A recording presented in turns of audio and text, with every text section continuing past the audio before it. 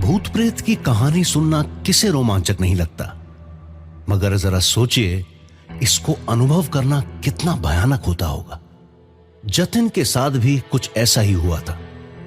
जतिन वैसे तो जयपुर का रहने वाला था, लेकिन करीब 1 साल पहले अपनी नौकरी के सिलसिले में वो बेंगलोर शिफ्ट हो गया था। बेंगलोर आने के बाद से वो पहली बार अपने घर दिवाली की छुट्टियों पर जा रहा था। जब तक बहुत जरूरी ना हो, जतिन कभी भी अपने काम से छुट्टी नहीं लेता था, और यही सोच के उस दिन भी जतिन ने जयपुर जाने के लिए देर रात की फ्लाइट बुक की ताकि उसको उस दिन भी छुट्टी न लेनी पड़े।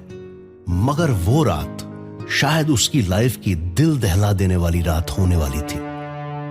उस रात जतिन ने ऑफिस का सारा काम जल्दी निपटाकर पहले अपने फ्लैट से अपना सामान उठाया और फिर टैक्सी लेकर बैंगलोर एयरपोर्ट के लिए निकल गया। एयरपोर्ट पहुंचकर वो टैक्सी ड्राइवर को पैसे देने लगा, मगर वो ड्राइवर एक टक सामने की तरफ देख रहा था। यहां तक कि जतिन की आवाज भी उसे सुनाई नहीं पड़ रही थी। ड्राइवर को देख जतिन सोच में पड़ गया कि ड्राइवर इतने गौर से किसे देख रहा है, जबकि चारों तरफ इतना सन्नाटा छाया हुआ था। लेकिन इससे पहले कि जतिन दोबारा उससे कुछ भी कहता, ड्राइवर ने घबराते हुए खुद पूछा, सर, आपने देखा उसे वहां पार्किंग की तरफ? किसे? मुझे तो कोई नहीं दिख रहा। वो गायब हो गई सर, वो हवा में गायब हो गई। अरे मुझे क्यों नहीं दिखी फिर? और कोई हवा में कैसे गायब हो सकता है? आप खामखा घबराओ मत। मुझे पता है सर, आप मेरी बातों का यकीन नहीं करेंगे, पर अभी अभी मैंने पार्किंग की तरफ एक औरत को सफेद साड़ी में देखा। उसने पूरा चेहरा अपने बालों से ढक रखा था सर।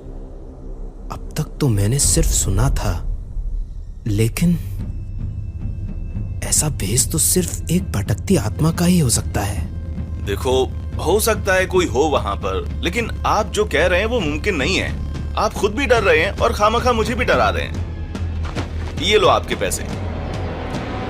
यह सुनकर ड्राइवर पैसे लेकर वहां से चला तो जाता है, मगर सच सिर्फ वही जानता है कि उसने उस रात वाकई एक सफेद साड़ी वाली औरत को देखा जो पलक झपकते ही गायब हो गई थी। हालांकि जतिन को उस टैक्सी ड्राइवर की बात पर जरा भी विश्वास नहीं हुआ, पर उसको घबराए हुए देखकर वो थोड़ा सा डर जरूर गया था। रात के करीब 11 बज रहे थे और उसकी फ्लाइट को अभी काफी समय था, इसलिए वो वेटिंग एरिया में फोन पर गेम खेलते हुए इंतजार कर रहा था कि तभी उसकी नजर एस्केलेटर्स की तरफ पड़ी। पहले उसको महसूस हुआ जैसे झटके से कोई अजीबोगरीब चीज गुजरी हो वहां से, लेकिन फिर वो अपना वहम मानकर गेम पर कंसंट्रेट करने लग जाता है। कुछ देर बाद फिर उसका ध्यान एस्केलेटर्स के पास जाता है। इस बार उसने कुछ ऐसा देखा जिसने जतिन को झंझोड़ कर रख दिया। कुछ देर तक वो अपनी आंखों पर यकीन नहीं कर पा रहा था। एयरपोर्ट जैसी हलचल भरी जगह पर किसी का ऐसा डरावना रूप नजर आना मुमकिन नहीं हो सकता। उसने देखा कि एस्केलेटर के पास कोई आदमी खड़ा है, बेहद डरावना किस्म का, बिना सर वाला आदमी, या यूं जैसे कोई मुर्दा लाश हो लेकिन बिना सर के। और वो जतिन को अपने तरफ आने के लिए इशारा करने लगा। ये भयानक नजारा देखकर उसके चेहरे पर से हवाइयां उड़ गईं। उसको समझ ही नहीं आ रहा था कि वो कहां जाए और किसकी मदद ले। देर रात होने की वजह से वहां लोगों की आवाजाही भी काफी कम थी। कुछ गिने चुने लोग ही थे वहां पर। ऐसा लग रहा था मानो पूरा एयरपोर्ट जैसे वीराना हो गया हो। ऐसे में पहले उसने नजरअंदाज करने की बहुत कोशिश की और हेडफोन्स लगाकर वो गाना सुनने में मगन हो गया, लेकिन स्थिति ऐसी थी कि उसके लिए एक एक सेकंड वहां बिताना जैसे मुश्किल होता जा रहा था। ना चाहते हुए भी बार बार उसकी नजर उधर ही जा रही थी और अगले कुछ पल के लिए वो भयानक रूपी आदमी गायब हो गया। जतिन जैसे ही थोड़ा चैन की सांस लेने लगा, वो आदमी फिर से दिखाई देने लगा। वो बिना सर वाला आदमी एस्केलेटर के सहारे ऊपर से नीचे की ओर आ रहा था। जैसे ही जतिन की उस पर नजर पड़ी कि वो दोबारा अपने तरफ आने के लिए हाथों से इशारा करने लगा, जतिन ने इस बार देखते ही अपना सामान उठाया और वहां से भागने लगा कि तभी वहां से एयरपोर्ट का एक ग्राउंड स्टाफ गुजर रहा होता है। जतिन फौरन उसको आवाज लगाता है, अभी अभी वहां उस तरफ किसी को देखा मैंने। वो बहुत डरावना लग रहा था। सर प्लीज आप डरिए मत, कोई भी नहीं है वहाँ।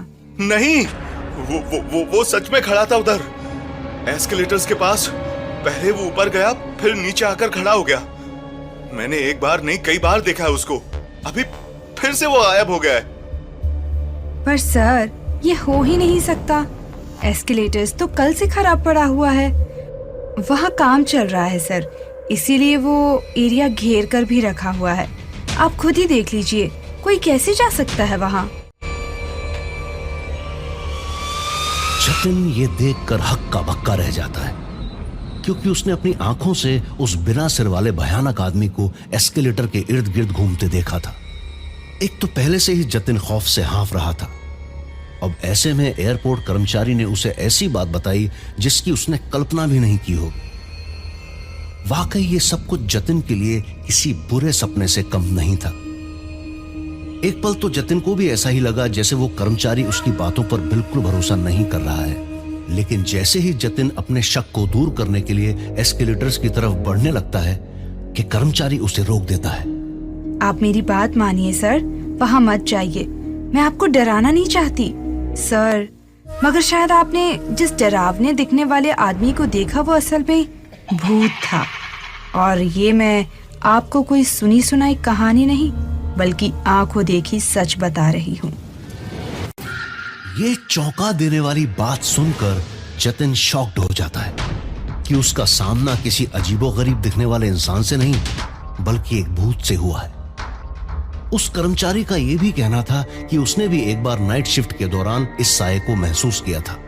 और न सिर्फ उसने बल्कि बेंगलोर एयरपोर्ट के अलग अलग हिस्सों में रात के समय कई यात्रियों और कई अन्य एयरपोर्ट कर्मचारियों ने एक सफेद साड़ी वाली औरत को देखा है। लेकिन इससे पहले कि कोई उसे ठीक ढंग से देख पाए, वो गायब हो जाती है। सफेद साड़ी वाली औरत की बात सुनते ही जतिन को उस टैक्सी ड्राइवर के साथ हुई घटना याद आ जाती है। अभी अभी मैंने पार्किंग की तरफ एक औरत को सफेद साड़ी में देखा, जिसने पार्किंग एरिया में सफेद साड़ी वाली औरत को देखा था और वो भी पलक झपकते ही गायब हो गई थी। जतिन को कहीं ना कहीं अब यह एहसास होने लगा था कि टैक्सी ड्राइवर का सामना सच में एक चुड़ैल से हुआ था। मगर साथ ही उसको सबसे ज्यादा इस बात पर हैरानी हो रही थी कि एयरपोर्ट जैसी जगह पर भूत प्रेत का वास कैसे हो सकता है, वो भी बेंगलोर एयरपोर्ट जो 24 घंटे व्यस्त रहता है। मगर हकीकत में भूतों की कोई जगह नहीं होती, वो होने के लिए कहीं भी भटक सकते हैं, शायद इस वक्त हमारे आसपास भी। अब अगली बार जब भी आप बेंगलोर एयरपोर्ट से लेट नाइट फ्लाइट लेंगे तो यहां के डरावने किस्से आपको जरूर याद आएंगे। ऐसे हिला देने वाले एक्सपीरियंस के बाद जतिन के लिए यह सफर करना आसान नहीं था। जयपुर पहुंचने के बाद भी उसकी हालत वैसी ही थी, क्योंकि उसे भूत प्रेत पर कभी से विश्वास नहीं था। मगर उस रात की घटना के बाद से वो एक पल के लिए भी अकेले रहने से डरता था। वो दिन और आज जतिन ने फिर कभी बेंगलोर एयरपोर्ट से रात की फ्लाइट नहीं ली और ना ही किसी को सलाह दी।